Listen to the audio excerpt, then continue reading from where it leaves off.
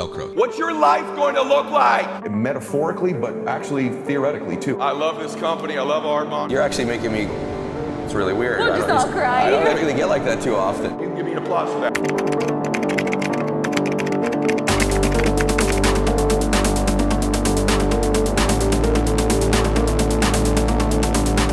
Check the mic and make sure it sound right, boys.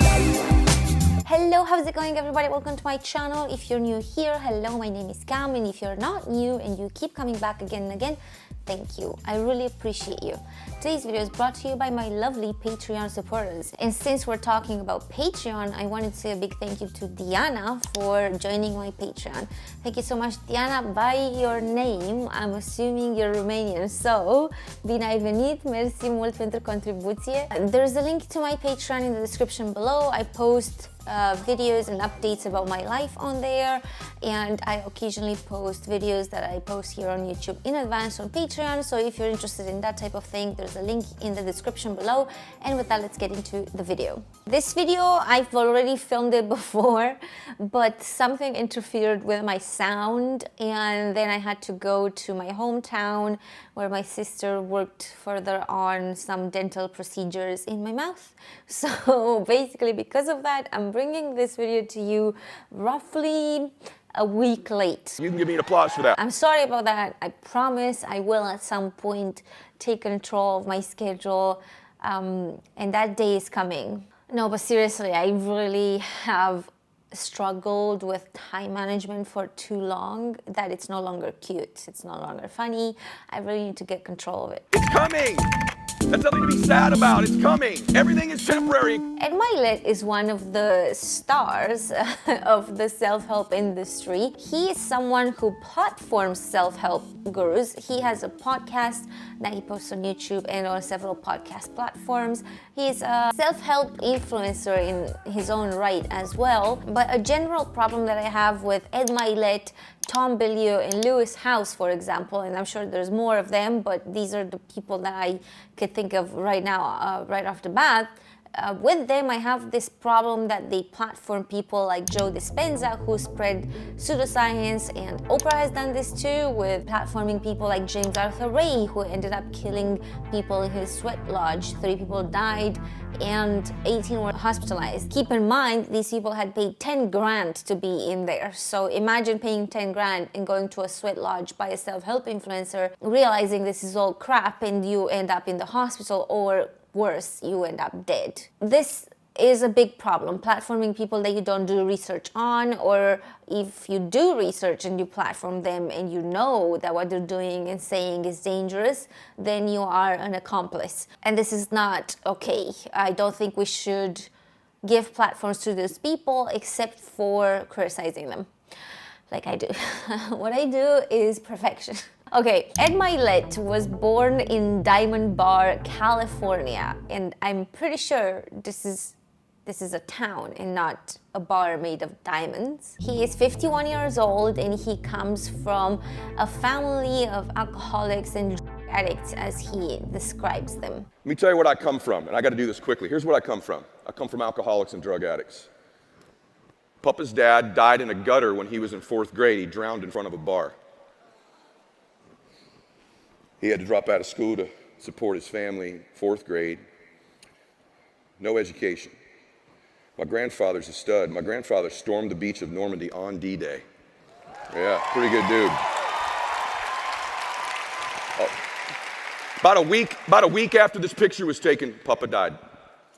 It seems like Ed had a rough upbringing, with his dad being violent and an alcoholic, and them being on the poverty line and barely making it.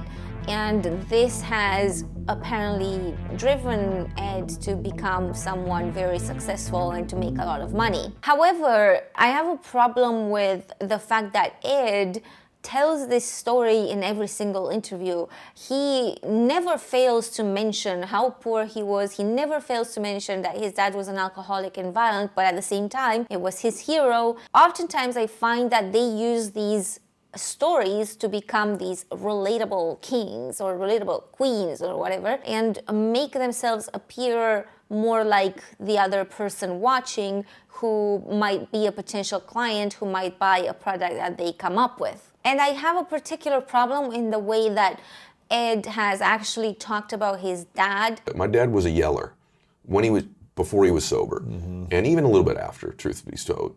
And my dad could go to anger pretty quickly. Yeah. And I used to think that's what a man did. I've watched my dad in many physical fights, many. Angel games. I watched my dad side of the freeway. I watched, we came out of church one Sunday, St. Dennis Catholic Church in Diamond Bar. Some guy said something my dad didn't like in the donut line. Oh. And we got in the car, and my dad calls the guy over to the car and he says, hey, what did you say? Bam! And headbutts the guy at church in the parking lot in front of all the other parishioners, right? One of my major gifts is my ability to read people and to be present with them. Why? I had an alcoholic dad. Yeah. When he would come through that front door, I had 3 little sisters and a mom. And this 5-year-old little boy would have to look up at his hero. Is he drunk or sober? Is he walking? Is he slurring? Is his tie tied correctly or is it loose? How's he moving? How's he talking? And if it was drunk dad, I need to get my sisters upstairs and mom should go take a shower. If it was sober dad, we're great. But I would have to read this man. On one hand, he says it's his hero. On the other hand, he says he was an alcoholic and violent person. So it's sort of difficult to put these two together. That's not even the problem that I have with it. The bigger problem here is that the way he talked about his dad at this Arbonne conference is actually horrendous. He actually mimicked his dad on his deathbed in order to gain sympathy from the audience, and I find that to be in such poor taste, so vulgar and crass. That's my dad in the hospital.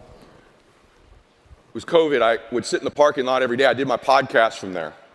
I did all my business meetings from there. My father was upstairs dying. I couldn't see him. I couldn't touch him. I couldn't hug him. We would talk all day, every day. I want you to see what my dad's wearing. My dad was a proud man. He got up every morning in the hospital, took a shower, shaved, and put his golf outfit on. He said, no one's going to see me in one of these hospital gowns. Every day. This day, that picture was taken an hour. And in about an hour after that call, I got a call from my dad. His voice is now gone. My dad's on oxygen. He can't breathe. All right, where do we play now? Come get me. Huh? Come get me. I can't, Dad. I can't. No, I want to go home. 3 hours later, that's my dad, being wheeled out of the ambulance into his living room one more time.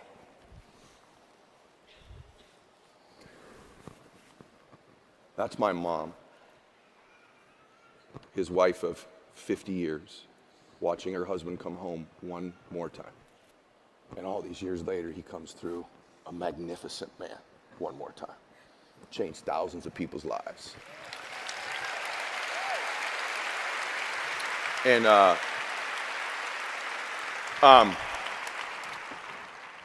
someday your mom or dad, if they're still here, will have one more day. Someday you will. Someday you will. You have to ask yourself, in those moments, who do you want to have become? What do you want to have done? What memories do you want to have? What feelings? What emotions? How many people what's your life going to look like? I don't appreciate it, and I don't think it was necessary. Further on, since we're talking about things that are crass,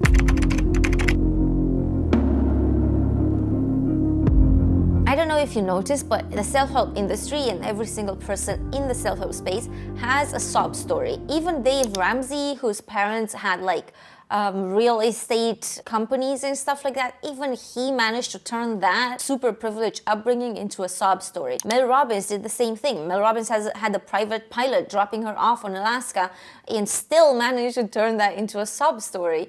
Well, Ed Mylett actually has a story that is sad, but once again, I find it really crass that he keeps on mentioning this story in every interview, or not every interview, but very, very often. He always seems to draw attention to the fact that he had it hard in the beginning, that he had a hard upbringing, he had a difficult youth as well, and I do think, it's very, very commendable that he managed to get out of that, but the sob story coming up again and again just rubs me the wrong way. I think it's unnecessary. Once you spend like 3 decades of your life in extreme wealth, just constantly going back to the Sob Story seems weird. It seems like he has an agenda behind why he keeps on going there all the time. And since we're talking about the Sob Story, let me just insert the Sob Story in here so that you can see. When we were first married, I went so broke.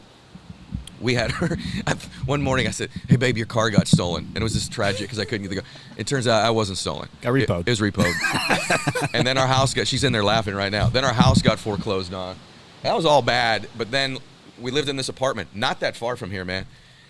And the water got turned off. We had no running water. You don't have water. You have power. That's bad. You don't have water. You can't shower. You can't brush your teeth. You can't cook. Can't flush toilet. Can't flush the toilet, and that's an issue for someone like me. Believe me. So anyway, we would get up in the morning, and there was a shower at the pool of our apartment building, and I'm out there trying to be this entrepreneur, selling the dream, and I would have to grab a towel. She'd grab a towel, and I would hold this towel up while my new bride took a shower outside, and then we would switch, and she'd hold the towel up, and I would take a shower and brush my teeth.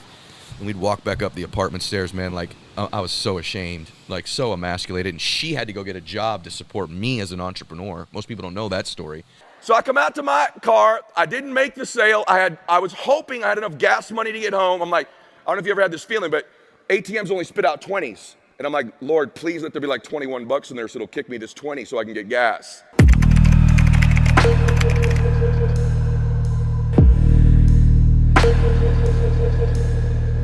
Ed Mylett started his career by working for World Financial Group, which is an actual MLM, a multi-level marketing scheme. I am an anti-MLM content creator. I have made multiple videos talking against multi-level marketing companies and Ponzi schemes and pyramid schemes. And Ed Mylett actually started in World Financial Group, and he had it really hard in World Financial Group. He was not making any money, to the point where the Sob Story comes in, because he was so poor while working for World Financial Group that he was not able to keep his water running. This is the reality of multi-level marketing companies. That's the reality of it. Most people who are in multi-level marketing companies lose money. I saw the FTC stats a while ago, but I don't remember exactly, but I think it was 90-something% of the people in MLMs lose money. I love this company. I love Arbonne. I love what you guys do for people. I love the lives you change. I started out in my business career in a recruiting and building business. She actually did a little intervention with a couple of my friends, believe it or not. Sat me down like, hey dude, what is wrong with you? Like, you're like a zombie. You're not that confident guy anymore. Because I had been up and then I'd been down. You need to get your act together. She even told me, she goes, this is not the dude I married. You know, it wasn't about the money, it was about the effort. Like, she'd come home, no joke, this is real. She would come home from working all day.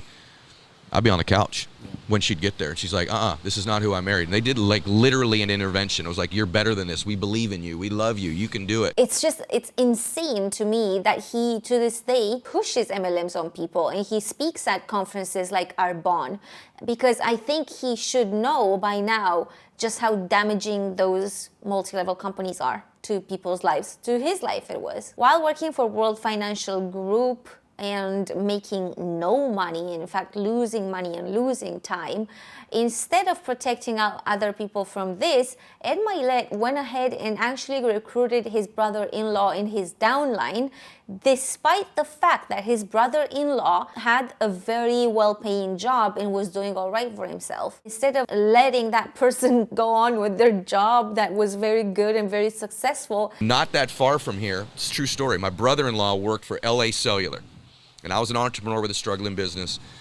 And I met him at this beach. It was actually this beach, now that I say it. It wasn't another beach, it was this beach. And the reason I went to visit him at the beach is I was gonna ask him for a job to quit my business. I've never said this out loud, because I forgot. And we were walking about 100 yards from here. I said, hey man, let's take a walk, because my sister and our family was there. And we started to take a walk, and I was about to get the words out of my mouth. I was gonna go, hey man, you got anything for me? I couldn't say the words. I swear to you, brother. Instead, I said, hey, man, how long are you going to stay at this shitty job? And he goes, what? He was making like 200 grand at the time. I said, you should come to work with me. And I remember it was like an out-of-body experience. It was completely not why I went there, completely not the reason I took the walk with him. And for some reason, I couldn't get my being to ask him for this job. Instead, I recruited him to come to work for me. And 2 days later, he quit that job, came to work with me, and he still works in my firm to this day. He had running water, I didn't. He owned a house, I didn't. I had bankruptcy, or not bankruptcy, I never filed bankruptcy. I had foreclosure and repos. He didn't have any of that stuff. And I go, when are you going to quit that stupid job? Crazy that came out of my mouth. I love it. It's something you weren't planning on at all. Not at all, bro. I went there to go with my hat in hand and say, help me. I find this to be so predictable in so many ways. I am not on board at all with this story.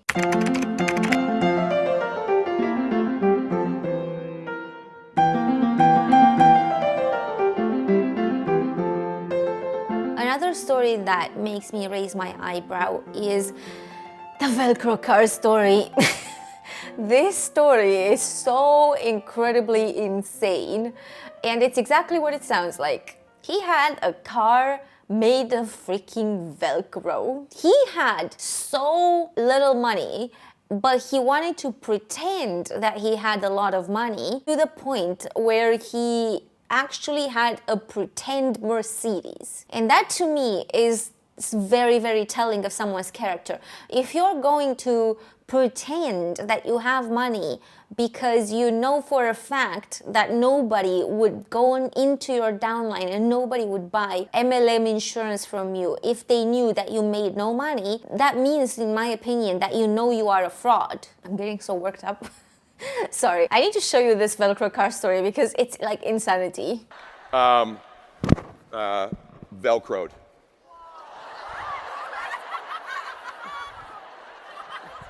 What? What did you just say? It's Velcroed on there? I just gave you money for a Velcroed fake Mercedes. Is that what you're telling me? Yes, you did. I wanted to look rich when I wasn't. And so I thought, no one's going to take me seriously. This is a true story, brother, okay? They're going to laugh already, my family. I wanted to drive a Mercedes. I thought, no one's going to take me serious in my business, so I'm not driving a Benz. So there was this thing called a penny saver back in the day. It would be like a glorified Craigslist now. And I'm looking for convertible Mercedes. This is so true, dude. You don't even believe this.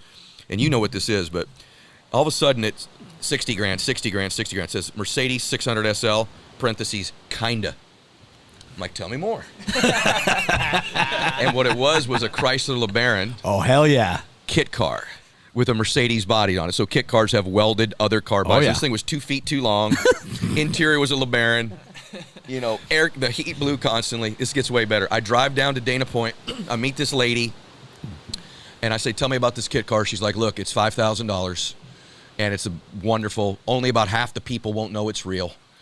And I'm like, I'll give you $4 grand. She goes, I'll take it. So she takes the $4 grand from me and she goes, there's one catch I didn't tell you.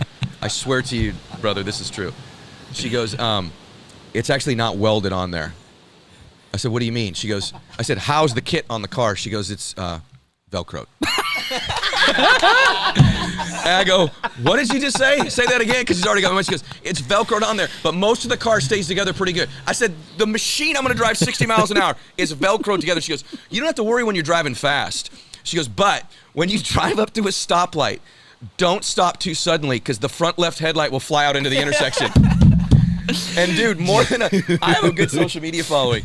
If there was social back in the day, I would be the most viral MFer of all time. Because more than 100 times in my life, in this dude's life, that headlight went out in the intersection. I had to get out of that car, stop the four-way traffic, grab my headlight. You imagine people watching, what the hell is this dude doing? I would grab the Velcro's hanging out. I would go grab my headlight, run back to my car, Velcro that sucker back on, and jump back in the car. But about 30 of the times I was so rattled, I shut the door too hard and it would fall off. And people are honking, trying to make their left turn. I'm trying to put my door back on the car. Dude, I swear to God, and I drove that car for 4 years. I made $770,000 one year driving that car, I swear to you. And it got stolen the 4th year. It got stolen. And the dude that stole the car got 1 block from our house and just left the car with the keys in it because he figured out what it was. I swear to you. I got pulled over in that car by the cops because they thought it was stolen and because it was like wrong license plates. So I went from a Velcroed Mercedes to a Global Express jet in a number of a decade or two doing the stuff that's in my book. I swear to you, that is 100. Babe, is that 100% true? Yeah, she's like, yeah, she had to drive me in that car. That might be one of the most incredible. Yeah. Oh, you sent the wife out to get the wife to go get the daggum deal. And then at the same time, man, we were so broke. I bought her a Mustang when her other car got repossessed, and the doors didn't work, so she had to go through her trunk to get to the front seat. So here's this power couple you see on Instagram. I'm driving a Velcro car. Her car, everywhere she goes, she has to climb through the trunk and crawl into the driver's seat. But after going about business this way and recruiting people, this was the beginning of him starting to make a lot of money. Over time, he has amassed a lot of wealth. But once again, I find it really, really crass that he talks about it all the time. And I think the reason why he talks about it is to make himself sound inspirational. But I believe that, in fact, it's these fraudster type behaviors that actually got him to make that money. It's the fact that he started to pretend like he had money, use pretend Mercedes and stuff like that in order to make himself have status that he didn't have. So I feel like his wealth came through very, very bad means, in my opinion. And I don't know why he doesn't want to talk about that more. I would be more interested... Sorry. I would be interested to know like that part, because I feel like that's where the money started to come from. But he goes through those things really, really quickly. Like, for example, he says he made $750,000 in one of the years that he drove that fake Mercedes. But he doesn't say how he made that money, what he did to get that money. How did that money happen? Like, what was the first deal? What was the second deal? I want to know the progress. I made $770,000 one year driving that car. I swear to you. And I think you will find that with all of these influencers, they just jump really, really fast through the how. Like, they don't want to talk about how they made that money first. They really go from, I was nothing and I had no money, to I made $750,000 in a year using a fake Mercedes. And I'm like, okay, but what exactly happened there? Because I'm sure that some things happened and there was a sort of evolution in there that actually made it so that you had some money. Natasha Graziano, who I spoke about in a previous video, did this thing where she said that she was homeless and then suddenly she was not homeless anymore and she had a lot of money. And I'm like, how? She goes super quickly through that. That's a non-important little detail. Jenna Kutcher does the same thing where she says, oh, she was a full-time photographer and then she became the #1 podcaster in the world. And I'm like, how? They never talk about that. And I don't think that's by coincidence. I think they don't talk about that because there are things in the background that they did that they are very, very much not proud of. I was raised thinking that wealthy people got their money kind of through some ill-gotten means. And that, that maybe you had to be a little bit cutting corners or shady or something to get money. So let me show you the section on his wealth that I find to be extremely crass, that he talks about all the time, and I don't get why he needs to do it. And I find that to be very, very vulgar and very crass. I own this place free and clear. I own my jet free and clear. I own the island free and clear. I own my desert house. I own 2 other oceanfront houses down the street, free and clear. Like, there's no debt, right? I have no debt. I bought an island lately, you know that, right? Like my jet, I've been blessed, like multiple airplanes, right, in my life. So I just bought a Tesla. I drove it here today. I got a Tesla too. You do? Model X, or what do you got? I got a Plaid. Okay, wow. I got a Plaid. It's a good one. Nice. I think it's also tone deaf because actually lots of people have lost their jobs in the pandemic. Lots of people have struggled really, really hard, and they're still struggling. Right now there's an energy crisis and cost of living crisis in the UK, for example, and I'm sure that many other countries are going through the same.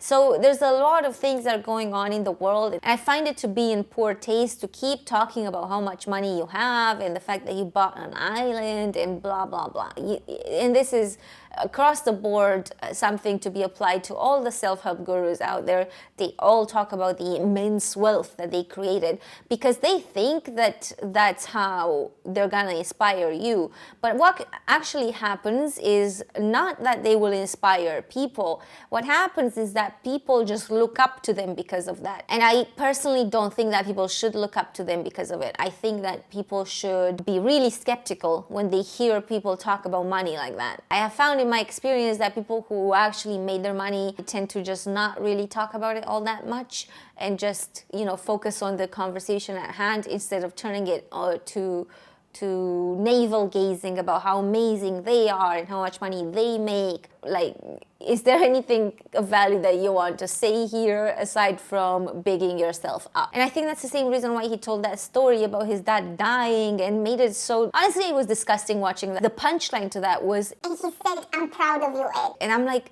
okay, so you told that and put people through that emotional turmoil of imagining their parent dying or remembering their parent dying for the purposes of bigging yourself up. My dad woke up about 20 minutes after that. He went,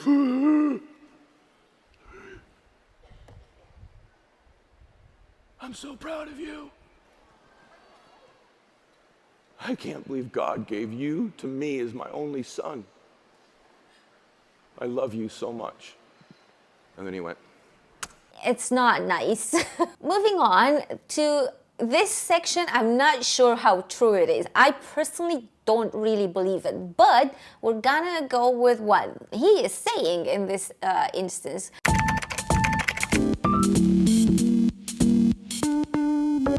You know, I'm like, oh gosh, like, is Ed's wife gonna have designer, which she doesn't. "No." My daughter shops at thrift stores. My daughter worked and paid for her own car.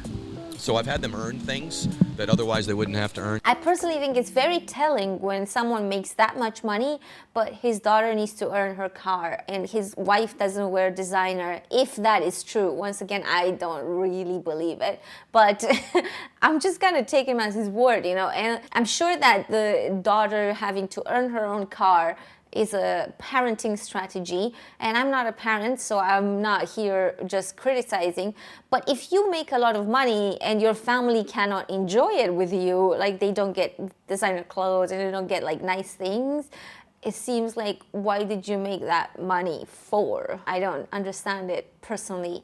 I find that money is nice when it's shared.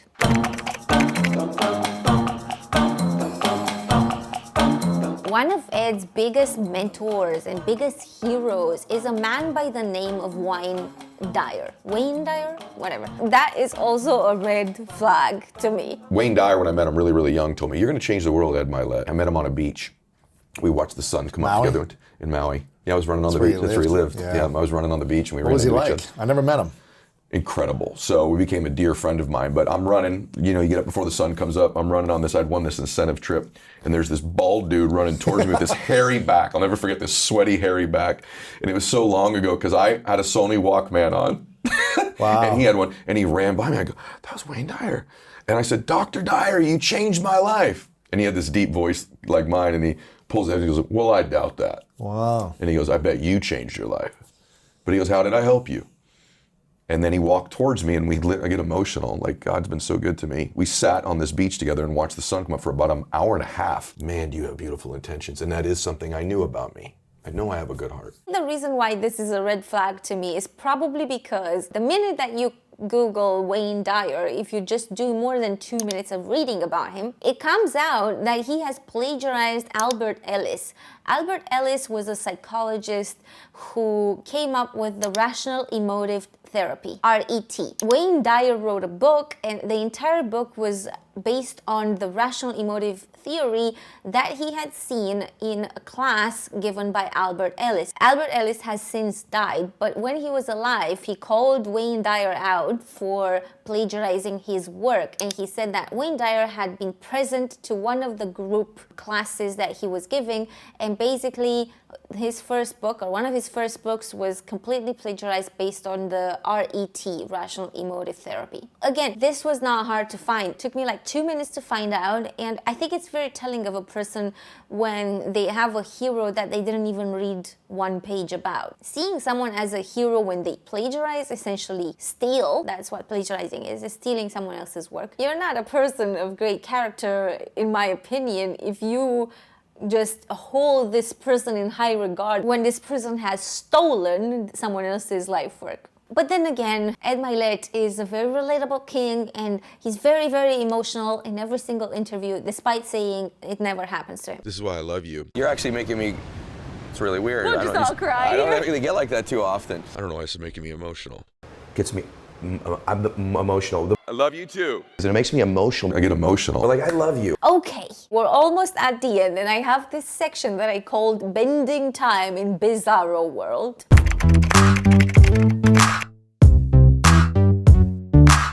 aware that this section will actually make you guys think he's either a genius or a super bizarre person or anything in between. In my opinion, it's slightly bizarre, but also kind of genius, so I'm not sure where to place myself here. Ed does not believe in time as you and I see it. He does not believe that the 24-hour day is a thing, even though it takes 24 hours for the Earth to spin in its axis. Now, it turns out that the Earth has been spinning faster by 1.53 milliseconds. Let me just have Ed tell you what he thinks about this. The most stupid, antiquated, ridiculous concept on planet Earth today very, very well may be that a day is 24 hours. It's so stupid. It's the dumbest thing ever. The idea that still people manage a day in 24 hours is hilarious to me. So I've shrunk my days. My days now are from, my first day is from 6 a.m. to noon. In that day, it's called a mini day. 6 a.m. to noon, I get into that day whatever I want. Some days are chill, some days are faith, some days are working out. But the amount, we've all had that morning where we go, I got done more this morning than I have in 3 weeks. I know. Right? So why can't that be every day? And it is, I can tell you. So my first day is 6 a.m. to noon. At noon, a clock goes off. We're in day 2. And I reevaluate really quickly for 5 seconds. What just happened? What did I do? What do I need to do more of? Next day is noon to 6 p.m. I'm gonna get the same amount of business, contacts, faith, fun, whatever it is in that ecstasy in that day. Third day is 6 p.m. to midnight. It's a third day. This gives me 3 days in one day. I get 21 days a week. If I get 21 days a week, you get 7, stacked it up over a month, a year, 5, 10 years, I'm going to smoke you in life, right?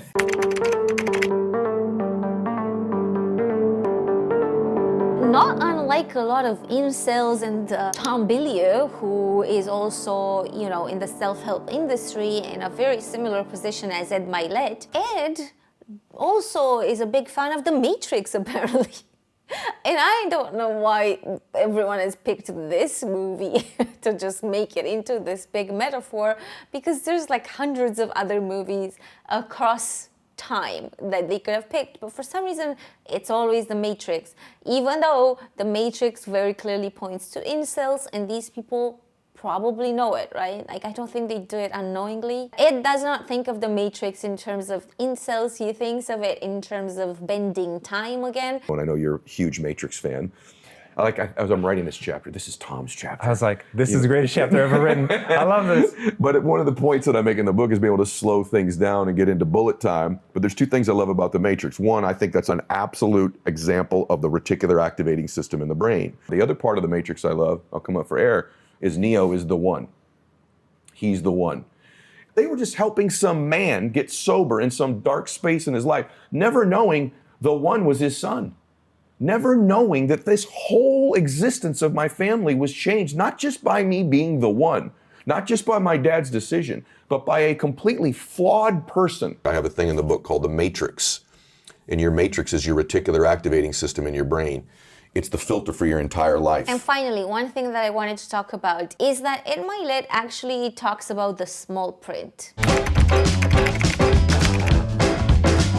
He actually admits to the fact that they sell a dream in MLMs and in the self-help industry, and what he does on a daily basis, he sells the dream and encourages other people to sell you the dream.